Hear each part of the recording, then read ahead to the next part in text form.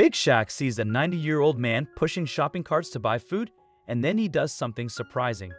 The sun was just coming up over a quiet neighborhood in Atlanta, shining warmly on the early morning people. It was a nice time of day when everything was still waking up. The grocery store parking lot was almost empty, with just a few early shoppers and workers starting their shifts. The sound of carts clattering and an old floor cleaner could be heard in the lot. A black SUV pulled into a parking spot near the store entrance. It looked like any other vehicle, but as the door opened, the unmistakable silhouette of Shaquille O'Neal stepped out, towering above the cars around him. Big Shaq, as everyone called him, was known for being larger than life, not just because of his height, but also because of his big personality and big heart. Shaq rarely had time for mundane errands, especially with his busy schedule full of TV appearances, sponsorships, and charity work. But today, he had a rare gap in his day, and he thought it would be nice to pick up some things for himself. As Shaq stepped out of the car, he stretched and breathed in the crisp morning air. Just as he started toward the store, he noticed an elderly man, likely in his 90s, struggling to push a long line of shopping carts toward the docking area. The man leaned heavily into the carts, his frail body almost swallowed by the oversized store uniform. His deeply wrinkled face was flushed with effort, and despite the cool morning, sweat beaded on his brow. Shaq paused, observing the man. It was clear this wasn't just a casual task. The worn employee badge revealed it was his job. Shaq felt a pang of sadness. Here was a man who had likely worked hard all his life, now pushing carts to make ends meet. He approached, his voice gentle. "Hey, you need some help, big fella?" The old man looked up startled, but his eyes softened at the sight of Shaq. "I'm okay, son, just doing my job." Shaq shook his head, feeling a mix of admiration and sadness. "You work here?" The man nodded, straightening slightly. "Been here a couple of years now. Helps me pay for some groceries." Shaq introduced himself, extending his hand. "I'm Shaq. What's your name, sir?" "Name's Earl," the elderly man said with a chuckle, shaking Shaq's hand. "I know who you are. You're that basketball fella." Shaq smiled, but his mind was racing. Earl was out here pushing carts, and for what? To put food on the table? Something about that just didn't sit right. He could see the tiredness in Earl's eyes, the kind of tiredness that spoke of years of struggling and resilience. Shaq looked at the carts and then back at Earl. "Earl, if you weren't out here, what would you be doing instead?" Earl chuckled softly, but there was sadness in his voice. "Honestly, I'd be fishing or reading some books. My wife loved those mystery novels, and I always said I'd read them with her, but life had other plans." Shaq felt a tug at his heart. He smiled at Earl before heading into the store. As he picked up a shopping basket and grabbed some eggs, milk, and protein bars, he couldn't stop thinking about Earl. Here was a man who had worked hard all his life, now struggling to get by. It didn't seem fair. Shaq decided to buy 2 breakfast sandwiches and 2 cups of hot coffee. After paying, he walked back outside. Earl was still there, carefully aligning the carts. "Earl," Shaq called, holding up the bag and coffees. "Got a minute?" Earl looked up, squinting, and smiled when he saw Shaq coming over. "Oh, you didn't have to do that," Earl said, his voice touched with gratitude. "I did," Shaq said, smiling back. "Come on, let's sit for a bit." Earl hesitated for a moment but eventually nodded. They walked over to a bench near the front of the store, shaded by a small tree. Shaq handed Earl one of the coffees and a breakfast sandwich.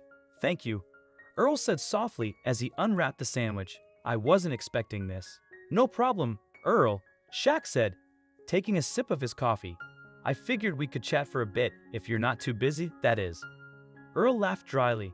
"Busy? Nah, they just have me move carts around for a few hours. Part-time work." Shaq looked at him thoughtfully. "Earl, why do you work here?"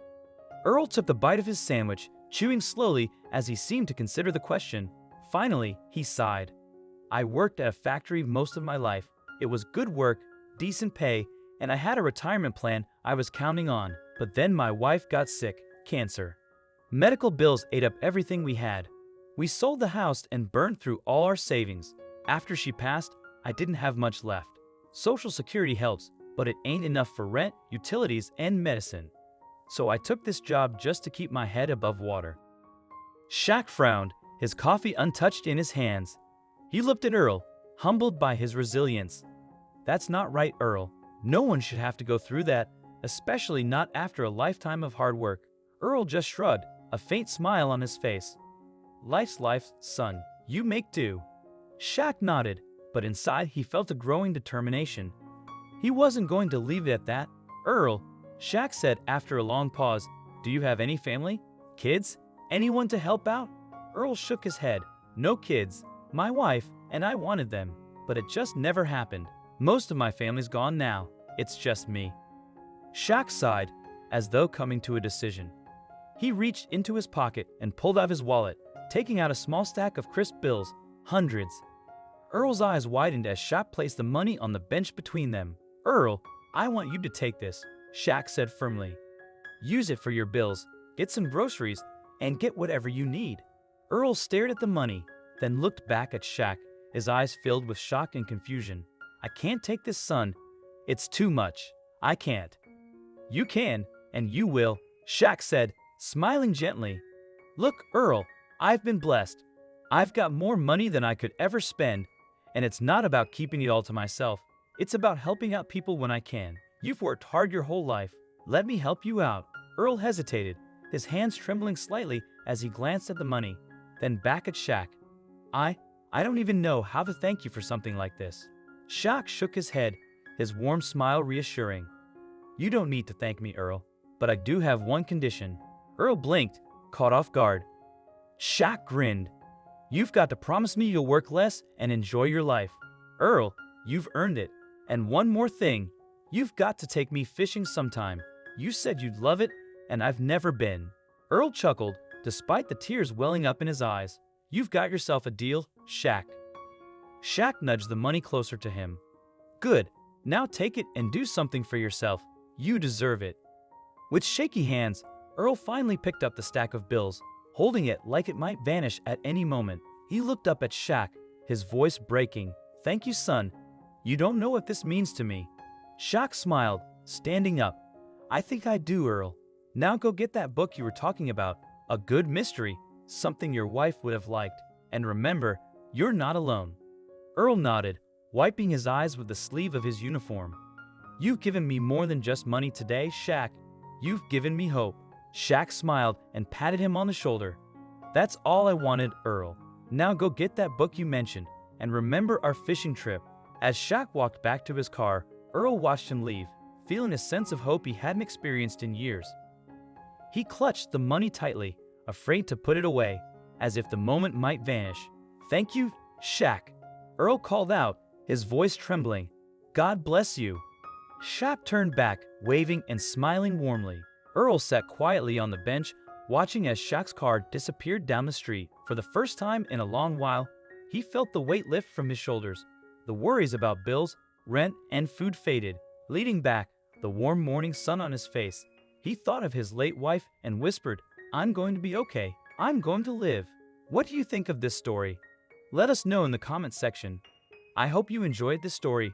Please like, share, and subscribe to our channel. Thank you.